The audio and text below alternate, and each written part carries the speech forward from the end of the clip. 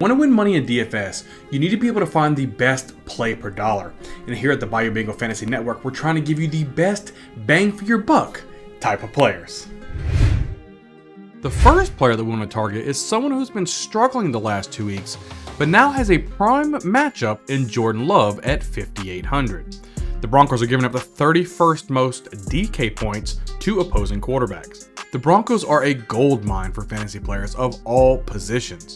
Love should see quite a bit of success this week and should be able to stay away from those costly interceptions that have been plaguing him the last few weeks. With the lack of options at the quarterback position, Love should be a nice player to use, especially if you plan to stack him with Watson or Dubes.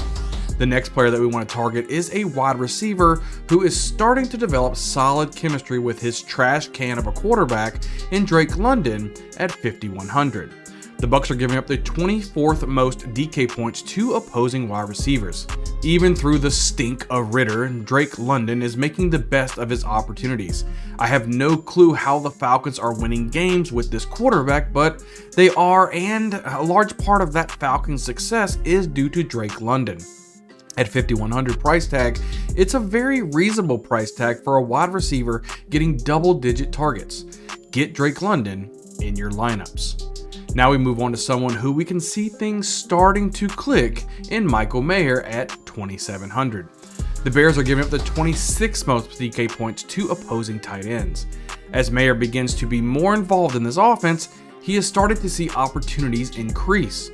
You never expect rookie tight ends to be a factor in fantasy, but this year looks to be a decent year for those tight ends. Look at just Sam Laporta and Dalton Kincaid for examples.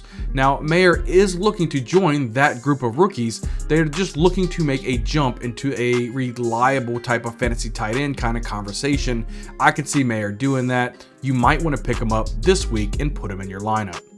Next, we're looking at a running back who getting right now the bulk of the carries in a high-powered offense in Isiah Pacho at 6,100.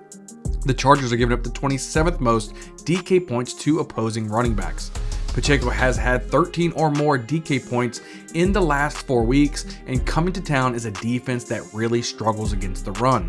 This should be a matchup in heaven for a team that is looking to run the ball more this year than in years past. I see Pacheco as a high value yet discounted player this week on DraftKings. Lastly, let's talk about a consistent wide receiver coming off of a down week in Myles Brown at 5,300. The Seahawks are giving up the 32nd most DK points to opposing wide receivers, and yes, that means dead last. You should be able to see a lower ownership percentage than what you're used to seeing for Browns because of his poor production last week against the Rams. Brown has had 10 or more targets in 4 of his last 5 games and at least 16 DK points in 4 of his last 5 games. Get Brown in your lineup this week as he's going against the worst defense against wide receivers, and watch the points rack up.